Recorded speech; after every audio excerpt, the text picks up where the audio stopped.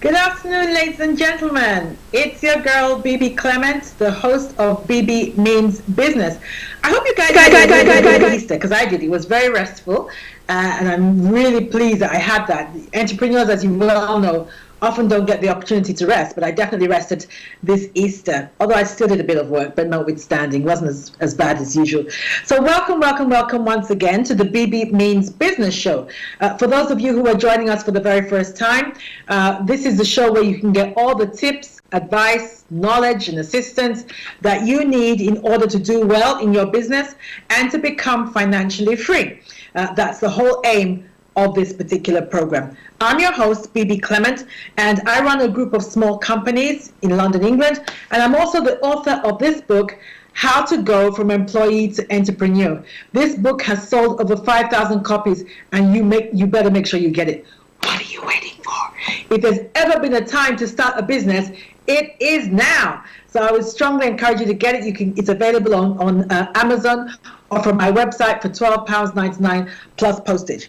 Okay, so the last live show that I did, we talked about the role of ownership in wealth creation, and that was a really good show. The feedback was fantastic, and I think it opened people's minds to things that they hadn't hitherto thought about. So I'm really glad that we did that show.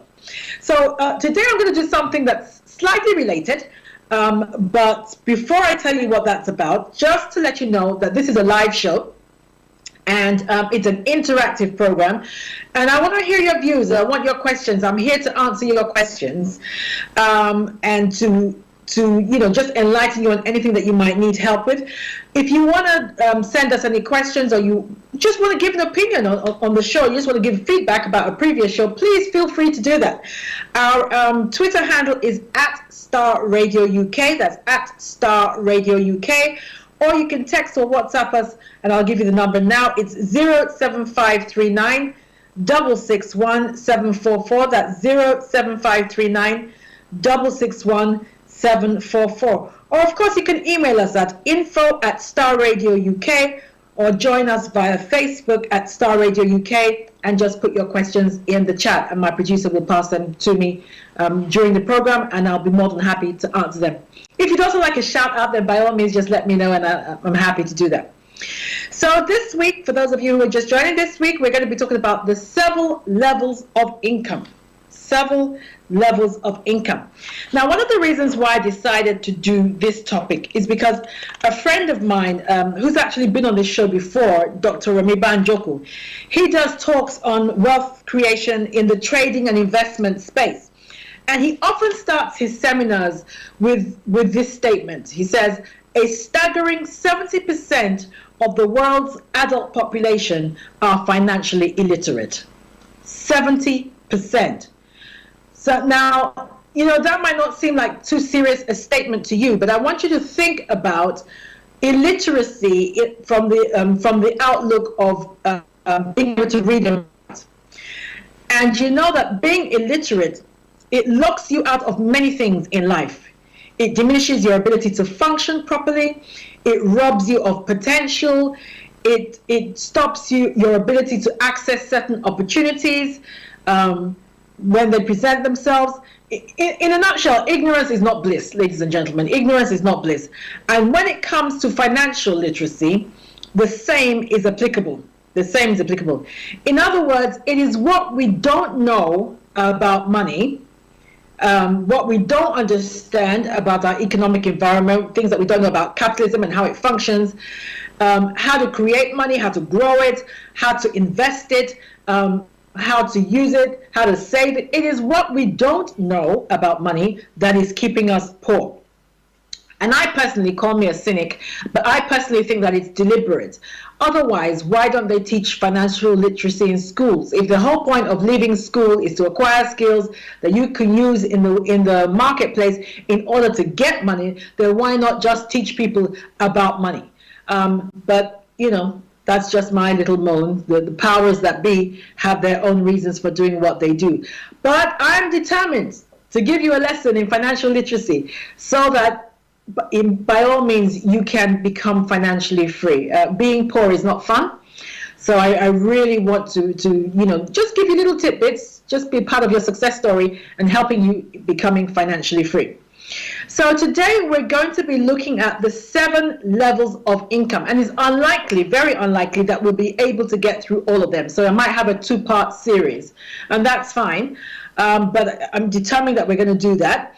I believe that success leaves clues. Success leaves clues. And if you want to become financially free, then we must learn from those who already are.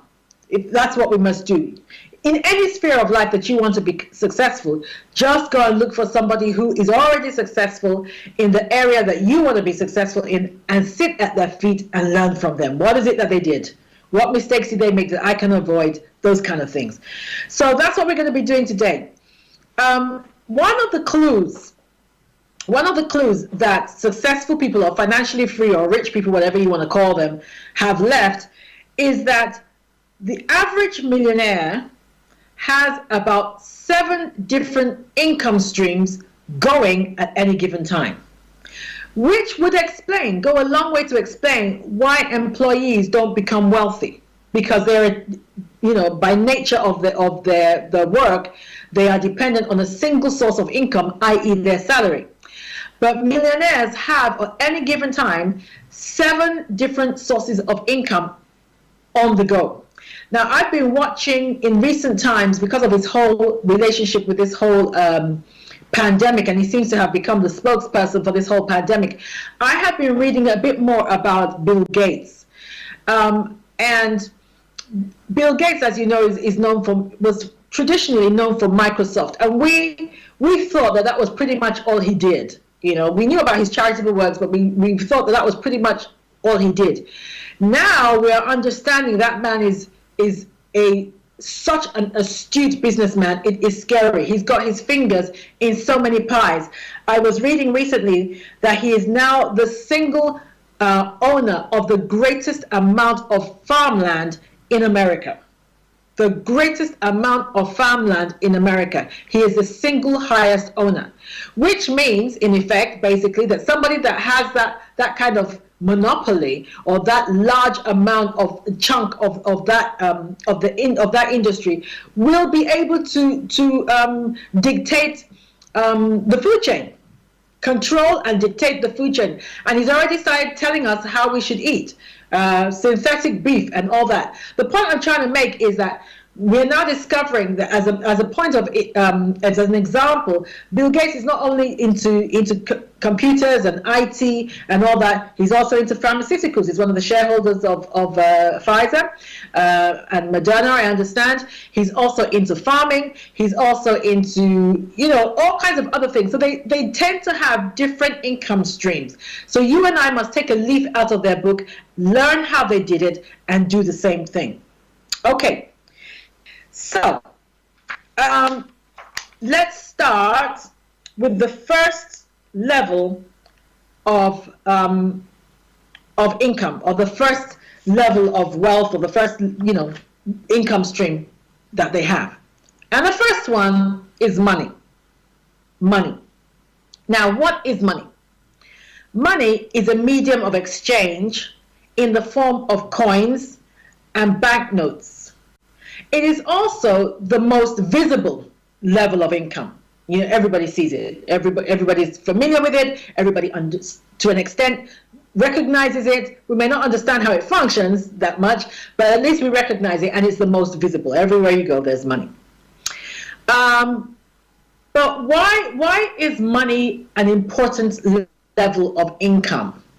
I personally think that it's because of the options that it buys you. It's not even necessarily how much you have in the bank, so to speak, but it is the options or the choices that it buys you. And ladies and gentlemen, let's be honest, what is life without choices? So it is the choices that money buys you that is important. One of the options or the choices that it buys you is the option to send your children to good schools, to the best schools. where they get a great education and they are exposed to numerous aspects of life that they possibly or probably would not have been had it not been for the fact that you sent them to a good school. And I have personal experience of this that I'll share. When my youngest son was going to go to secondary school, the local authority in my area allocated a school to him, or allocated him to a school, and that school, in all honesty, was probably one of the worst, if not the worst, secondary school in my borough, by way of results, by way of behavior, everything. I've driven past that school many times, and I was not encouraged. I saw the kids hanging around, smoking, and all the rest. So there was just no way we were going to let our son go to that school. So we appealed, and we lost our appeal. They said no, he had to go to that school. So we said, well, if that's the case, then we're going to have to send him to private school. There's nothing we can do. Now, there are some very good state schools in the UK, but in this particular case, there was nothing we could do, so we decided to send him to private school. Now, before my son went to that private school, he was interested in music, but he was interested in playing the keyboard. So he was quite good at playing the keyboard. But when he went to this private school, one of the instruments that he was exposed to was the violin. And he decided he wanted to play violin. And he became so good at it that he was able to do his grade exam. He did his level 5, I think he did his level 8. And he became so good that he then joined a local music school and began to tour all around the world as a violinist. Now, I know for a certainty that there is no way, because we're not inclined in relation to the violin, that kind of thing. There are certain instruments that, children from my background tend to pick up: drums, keyboards, and everything. But violin is not a usual one for us. Of course, there are exceptions to every rule, but violin is not a usual one for us. So he would never have been exposed to that, but for the fact that he went to the kind of school that he went. Now, this is what I'm talking about. That again has opened up his mind. It has opened up his view of the world. He had created opportunities for him to travel just because we were able, because of we could afford it, to send him to that kind of school. So money gives you options. It gives you options in life. It also buys you access. It buys you access. Access to what? By way of example, it buys you access to certain social clubs where you are on first name terms with people who are in corridors of power, people who have the ability to make decisions regarding your life and my life. Politicians, entertainers, masters of industry, those kind of people who influence our life. Those of us who are on the lower spectrum of life, these are people who are in the corridors of power. Now, if you're in the same social club with somebody like that, and you're on first name basis, that opens a whole world for you. It opens so many doors. It just gives you access, and it is money that brings you before those kind of people. Another thing that money does is it helps you get the best professional advice. Now, as an entrepreneur, this is so important. So important. The kind of team that you have behind you is so important. So if you have money, then you can have access to the best professionals in your industry.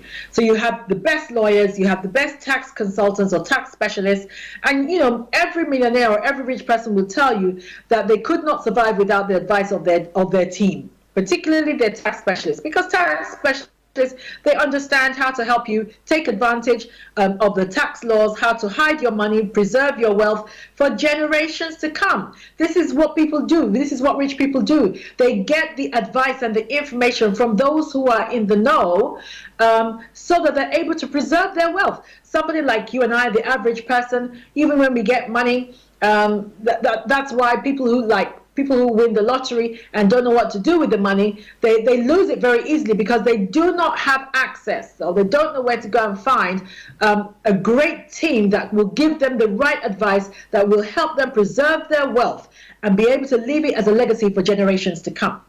So it is important that we have money. So that's the first level of income. But most importantly, I think it buys you time. It buys you time. And you'll often hear me say on this program that Poor people exchange their time, which is their greatest resource in life. They exchange their time for money. Rich people exchange their money for time. Anything that can buy a rich person time, they are willing to pay for it. They don't care how much it costs. And that's what money buys you. Money buys you time. Time to recuperate after a sickness. Now, if you're an employee, it is most likely that your employer has a limited number of days that they're willing to tolerate you being ill, as if to say you're ill on purpose, but they're willing to tolerate you being ill before they start breathing down your neck. So oftentimes, I remember when I was an employee, oftentimes I would be under pressure to quickly get over whatever ailment was ailing me so that I could get back to work. So 9 times out of 10, I would return to work knowing full well that I was not really well.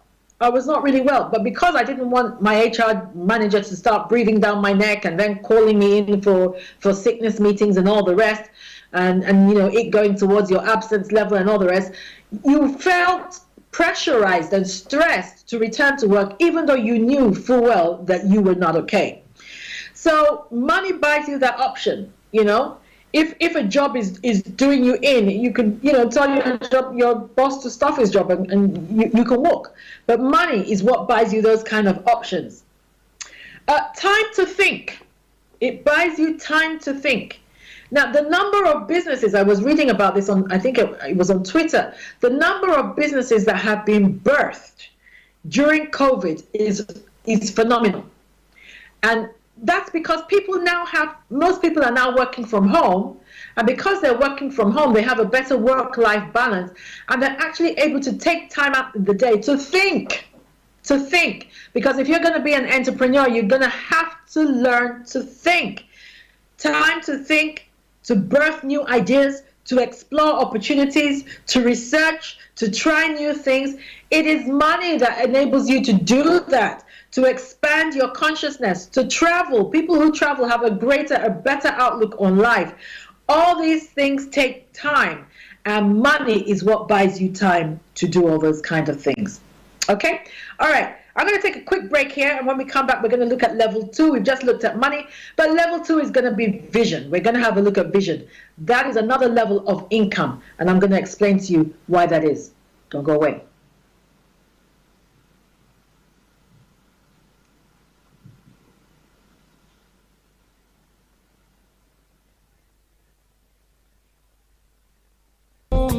Hi everyone, it's your girl Bebe Clement, the author of How to Go from Employee to Entrepreneur and the host of your weekly business show, Bebe Means Business, the show where we discuss everything you ever wanted to know about business but you were afraid to ask. How do I start my business? How do I raise the finance? How do I grow my business? Where am I going to find my customers?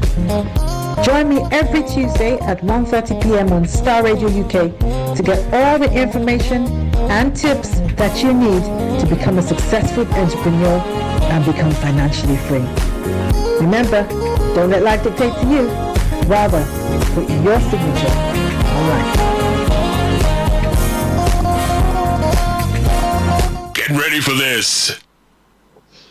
Okay, welcome back to the Bebe Means Business Show. And for those of you who are just joining us, why are you late? But I'm Bebe Clement, and I'm the host of Bebe Means Business. And I'm here every Tuesday, 1:30 p.m., in order to shed a little bit more light on how to be a successful entrepreneur, how to grow and create your wealth, and how to become financially free and leave a legacy. Bible tells us that we're to leave a legacy, not just for our children, but for our children's children. In other words, when it comes to building wealth, you need to start thinking generationally. It's not enough to just be thinking about you and how you can buy another car and have a bigger house. You need to start thinking generationally about creating wealth. Okay, so just before the break, I was speaking about the 7 different levels of income, and we were taking a clue out of what is it that millionaires do. Is it that millionaires have a better start in life? Is it that they are just smarter than us? Is it that they're better educated than us? No, on the contrary, when you meet them, oftentimes you will find that you are even better educated than they are. I remember the guy that mentored me when I was writing my first book, Richard McMahon. he asked me one day while he was talking. He said, "Baby, what's your educational status?" And I told him what I had. I said, "I have a degree in English. I have a degree in law, that kind of thing." He said, "Oh wow, that's impressive." I said, "What about you?" He said, "I had no idea what I was doing in school, so I didn't even bother.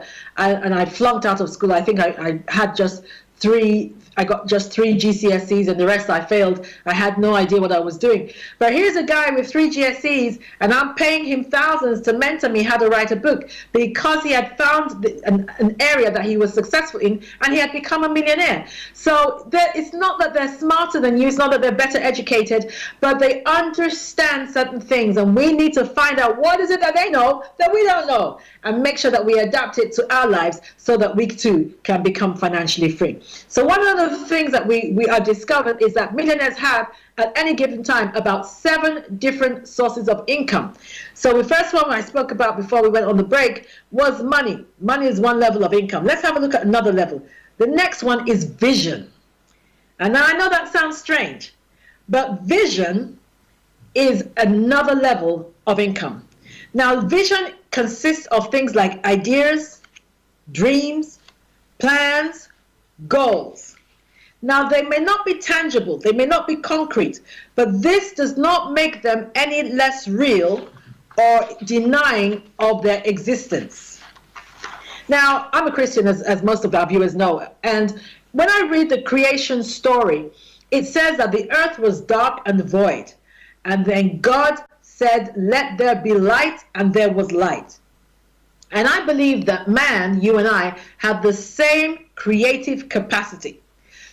Things exist in different realms. There is more to life than what you see. Things exist in different realms, and ideas and plans and dreams, they exist in a different realm. And when you bring them, when you make them into a plan and you carry out that plan, you bring them into the here and now. You bring them into the physical realm, but it doesn't mean they didn't exist in a different realm. I'll give an example. When you think about an architect can take you to a vacant piece of land and walk you through the house. He will tell you the fireplace is over there. We are standing in the kitchen. The cooker is over there. This is where you're going to put the chimney, blah, blah, blah. And he's not just talking nonsense. He can see it. He can see it in his mind's eye. Why? Because it exists, but it exists in a different realm. When they start laying the foundation and putting bricks one on top of the other, he then brings it into the physical realm. But it existed. It already existed in his mind. It already existed in his imagination. It already existed in the non-physical realm. Some people call it the ether, whatever it is they want to call it. But it already existed. The fact that you couldn't see it with your physical eye does not deny its existence. So it is really important that you get a hold of dreams and ideas and plans and goals, and you bring them into this realm. I'm a strong believer that if you can see it, you can be it. The power of being able to visualize is so strong, so strong. And this is not some new age hocus pocus. It's not. It's not. But if you can see it in your mind's eye, you can be it. You can do it. You can make money from it. So ideas are, of course, the most important.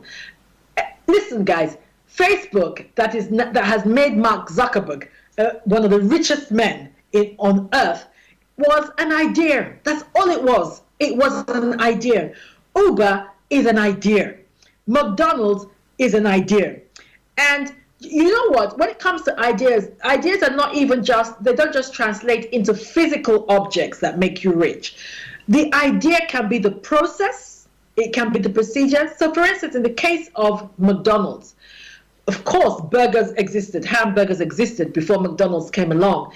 And indeed, McDonald's itself as a company was already doing relatively well before the McDonald's brothers sold it to Roy Kroc.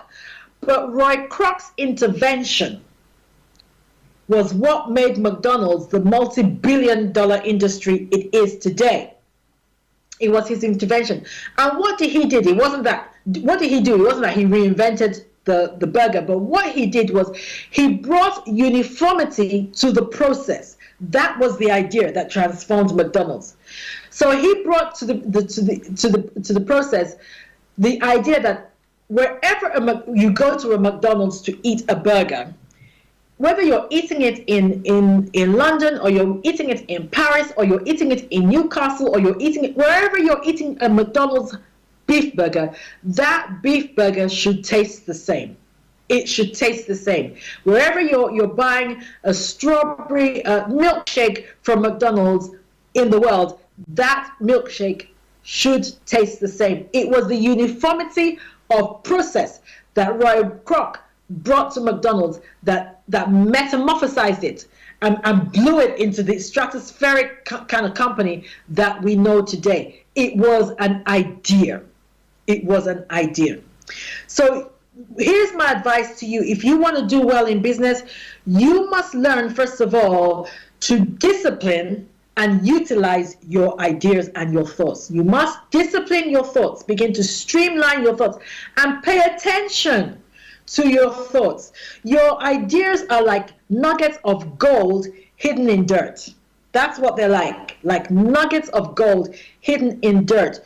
You may have to go through thousands and thousands before you get to a good one. So here's what I would advise you to do. I would encourage you to do. Get a small notebook. And every morning after maybe your early morning meditation, those of you who do meditate or you pray or whatever it is that you do, begin to write down every business idea that comes to you, no matter how stupid or crazy or off the charts it may seem. Now, some of them will be silly, and that's fine, but some of them will be worth exploring, and some of them will be gems. Like I said, look at them like golden nuggets. So start writing them down. Start writing them down, because you never know which one is going to be the one that lays the golden goose. So start writing them down. And the ones that look not so crazy, start exploring.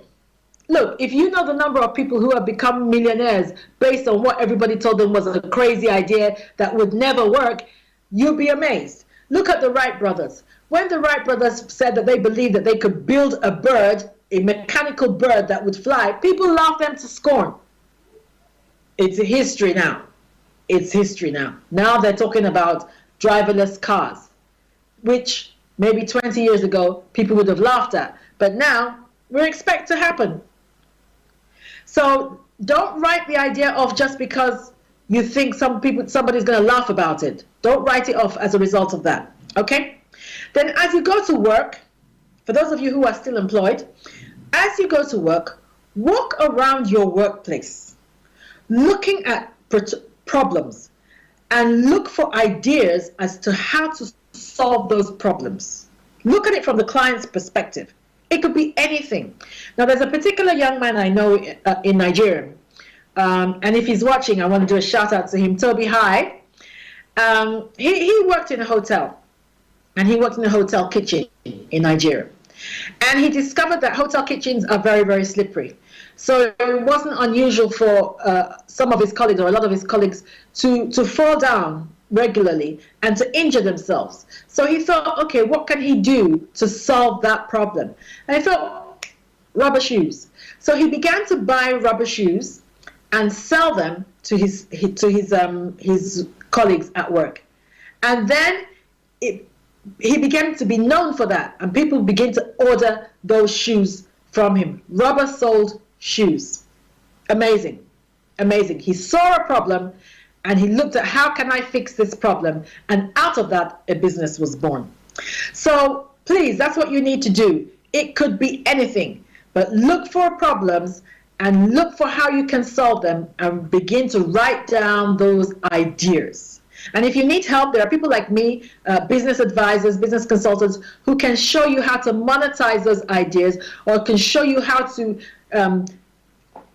like I said, mine those ideas to get the dirt and the rust off the nugget of an idea that you have, and turn it into a business. Okay, so that's vision. That's level 2.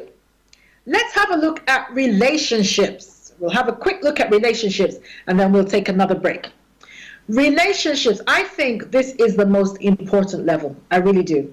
I think it's the most important level. You've heard the phrase, your network is your net worth. And that's so true.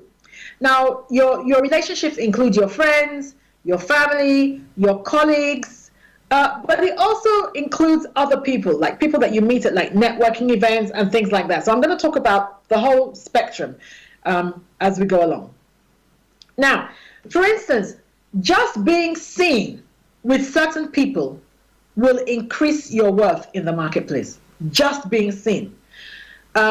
In other words, wealth by association.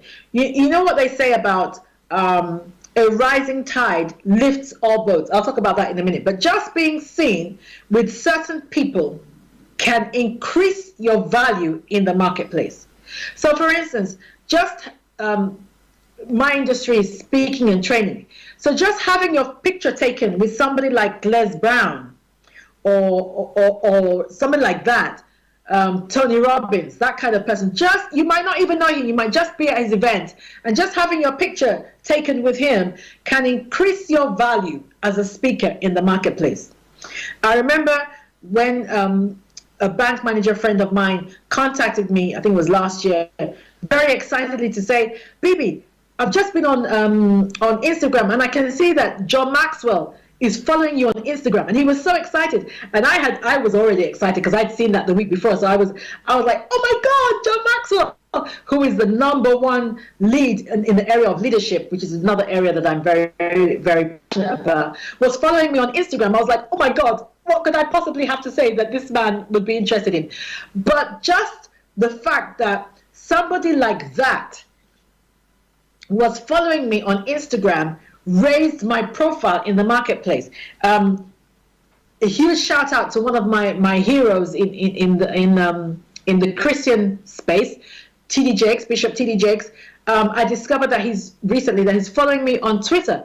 That again has raised my profile because people see that and they say, well, if Bishop Jakes is bothering to follow this woman on Twitter, she must have something reasonable to say. So Bishop Jakes, thank you so much. I'm so honored. Thank you that you would take the time to follow me on Twitter.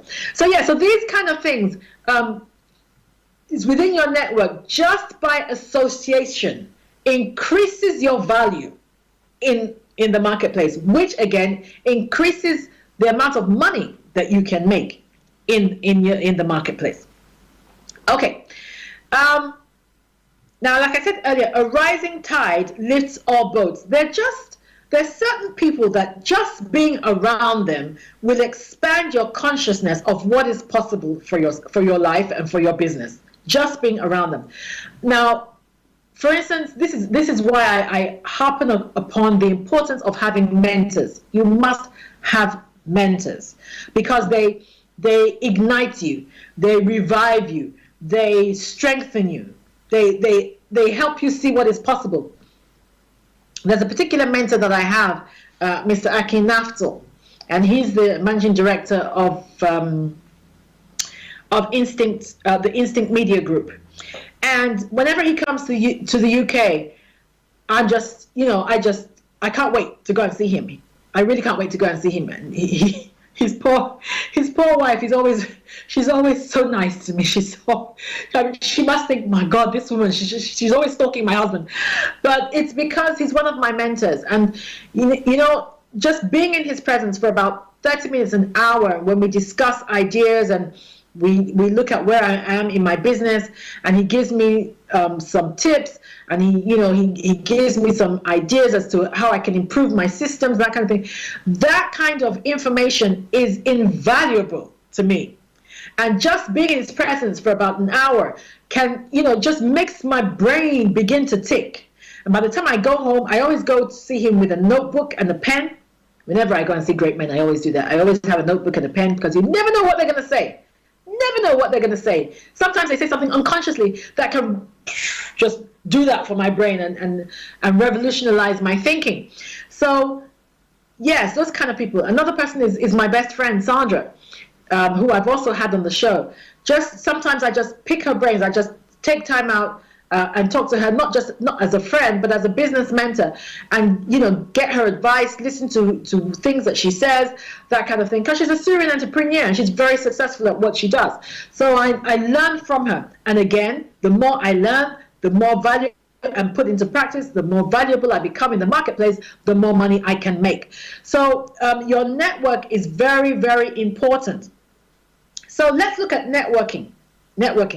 Now, you must network. You cannot sit in your house and think that you are going to make any money. You must get out there. And when I say get out there, I know that we're sheltering and all that because of COVID. But even then, most people have pivoted now, and there's webinars and there's Clubhouse and there's Zoom meetings and everything else going on online. So that's not an excuse. You don't have to wait until they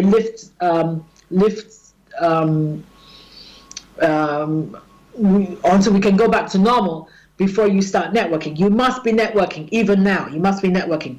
But the importance of networking events is that you never know who you're going to meet. You never know who you're going to meet. Now, again, I'm a Christian, so whenever I'm going to go to a networking event, I pray before I go. And I say, Lord, just, lead me to the right people. Supernatural divine appointments. That's what I'm asking for. Supernatural divine appointments. And there's one particular time that will forever stick in my mind. There was one event I was going to, and it was off the beaten path for me. It's not something that I would normally go to. It was a government event, and I think it was with the Department of Industry and stuff like that. But it was not something that I would normally go to. But I was going to go. I'd been invited, so I was going to go. And I always go prepared.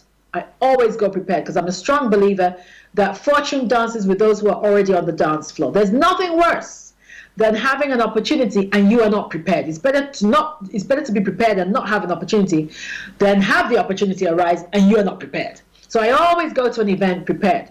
So I had my copies of my book. I had copies of my bag that I put my book in when I'm going to hand it to people, and it's branded. It's got my name all over it. It's got the name of the book all over it. And so I had all that ready, and I had some other products that I put in the bag that I was going to give to people that I met that I thought could be strategic in my journey, and just give it to them as a gift. Now, when I went to this event, I didn't know anyone, which was very unusual for me. There's hardly a time I go to an event that I don't know anybody. But this particular event, I didn't know anyone. So during the lunchtime, I was standing on my own, and all of a sudden, this guy walked past me and then got to the end of the room, did a turnaround, and then walked towards me and introduced himself. So I'm like, okay, Lord, I prayed, so I'm believing that this is a strategic alliance, a potential strategic alliance. So we introduced each other, and we introduced ourselves to each other, and we chatted and everything like that. And it was very interesting because we actually found out that we were from the same town in Nigeria. So we chatted about that, we bonded over that and everything. And then he went, and I went my separate way. Then when we reconvened for the afternoon session of the presentation, the seminar, when I went into the room, there was nowhere for me to sit, really. The room that I had we changed rooms. So this particular room that already had people there.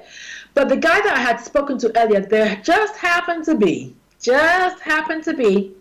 a vacant seat beside him. So since I knew I'd now spoken to him, so I said to him, do you mind if I sit down? He said, no, by all means. So I sat down and we began to chat a bit more. And at the end of our chat, I then handed him my bag. I signed one of my books, and I handed him my bag, gave him a bag with some goodies inside it, gave him my business card, and left. The next day, I got a phone call from him to say, oh, thank you very much. It was nice meeting you, blah, blah. I've actually started reading your book. I didn't know who this guy was. I later found out that he was the head of communication for a very, very important organization in the UK. I didn't know that. And then we kind of stayed in touch, for a little while. And every so often we give each other a shout out. When he wanted to do some business in Nigeria, he called me. And then because he had access to entrepreneurs, he then hired me. It took 2 years for him to contact me to hire me to come and speak to his people, but he had an amazing network, and he hired me to come and speak to that network. And then he kind of left me. Once he'd done the introductions, he kind of left me, and I have spoken to that network twice in the last 6 months and made a lot of money from it. So again, your network determines your net worth. It is really important that you have the right network and you take advantage of it. Another area of another level of relationships, because that's what we're speaking about. We're speaking about relationships as a level of income. Another level of relationships that is very underutilized, particularly for my people, Black Sub-Saharans, is the mastermind group. Now, a mastermind group is a group of entrepreneurs that meet up regularly just to brainstorm. The idea is different from networking. They're not meeting up to make money per se, but they're meeting up to brainstorm, to help you work strategically in your business so that you work on your business rather than in your business. And some of the things they do is they birth new ideas. They help you revisit old ideas. They give you advice. They lend of their knowledge. They lend of their expertise. They give you access to their contacts and their network. It is really important that you join a mastermind group. Now, I started one last year. It has become so popular that I'm about to start the third one. So if you want some information about that, then by all means, then drop me a line at bb@bbclement.com, and I'll give you some more information about that. But I run them in cycles of 6 weeks. They last for 6 weeks, and they cost £75. £75 for the 6 weeks. If you would like more information about that. But I can't even begin to tell you the advantages of being in a mastermind group. It is priceless. It is priceless. If I wasn't running one myself, I don't care how much it would cost, I would join, because they are priceless by way of advantage and what you get, how you are able to take advantage of the people that you come across. Okay. So that's that. Another level of relationships is collaborations and referrals, and you would have heard me speak about that many times on this program. I'll quickly talk about that, and then I think I'm going to end it there. Now, collaborations is really, what do I have that can benefit you? What do you have that can benefit me, that we can both use to grow our business, to make more money, to advance ourselves? That's really what it is. Now, for instance, I'll give an example of a very simple collaboration. There's a lady I know who coaches women. She coaches women on how to start a business. So she does, I think it's about 12 weeks, a 12-week session with them on how to start a business successfully. So she coaches them, she mentors them, she holds their hand for 12 weeks and all that. She contacted me a few weeks ago. She said, Bebe, listen, there's an area that I want my mentees to be exposed to. I know you are in a better position to do that, so I'd like you to speak on my platform, under my umbrella. I'd like you to do that. Now, that's a collaboration. I'm not speaking under Bebe Clement's umbrella or speaking under her umbrella, but I'm bringing what I know to enhance what she does, and we both make money from it. Okay? So she could say, oh, you know what, I'm going to have to pay Bebe for that, so I'm not even going to bother. But she's very smart. She understands that what I'm bringing to the table is going to make her more valuable to her mentors. She understands that. So she's happy to collaborate. She's happy to collaborate. So that's how collaboration works. What have I got that can enhance what you're offering? What have you got that can enhance my offering? It might even be something as simple as your business card. I remember one time seeing a flyer. This lady had a flyer. She was a caterer. And she had a flyer, and on that flyer were her details and all that she was offering. On the other side of the same flyer was the details of a lady who makes cakes. Wedding cakes, birthday cakes, that kind of thing. It was on the same flyer. Now, that's a collaboration. Of course, it's cheaper for them to have one flyer, because it would have cost them double to have two separate flyers. But also, somebody who wants catering for her party, but 9 times out of 10 will also want a cake. And here is the cake maker on the opposite side of the paper. So again, that's a good collaboration. So as an entrepreneur, I want you to start thinking, who can I collaborate with? And you know what stops us from collaborating is small-mindedness and greed. That's what stops us from collaboration. We think that, oh, if I collaborate with that person, that means I'm going to have to share part of my profits, that kind of thing. Listen, forget all that. I would rather have 10% of something that is making money than 100% of something that is not. So don't let small-mindedness and greed rob you of growing in your business and making more money. Okay, ladies and gentlemen, I think I'm going to end it there, and we'll finish off. This is definitely going to be a 2-part series. So next week, I'm going to be looking at things like knowledge. How is knowledge an income stream? How is it a level of income, and how can you use it to best advantage? Thank you so much for joining me once again.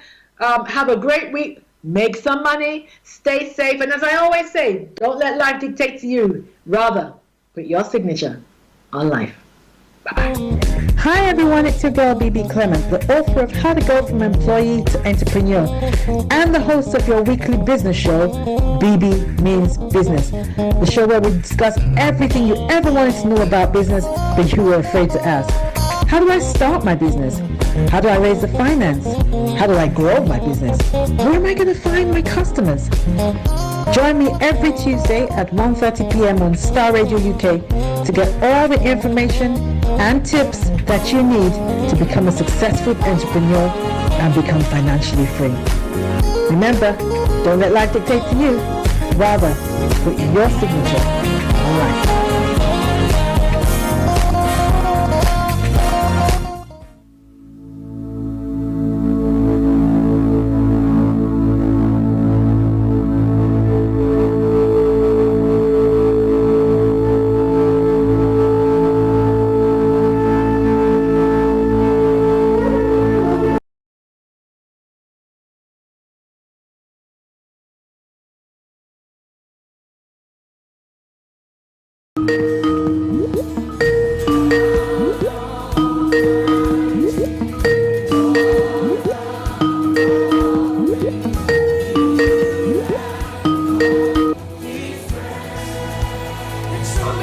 Am I in?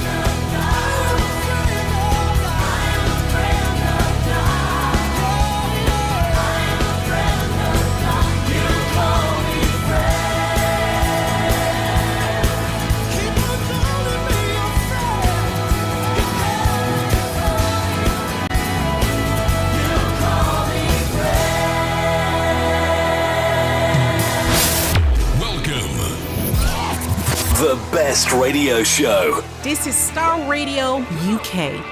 Are you ready to turn it up?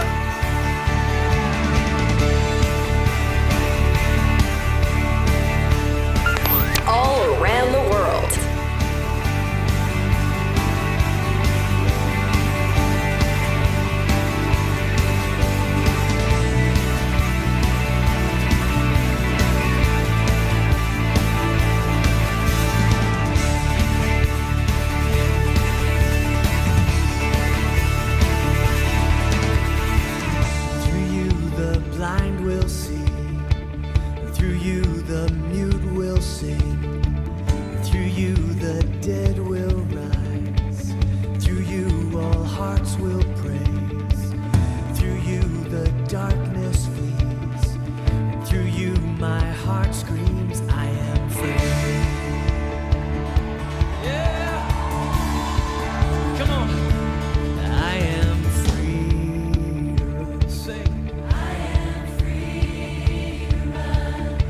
This is Starr Radio UK.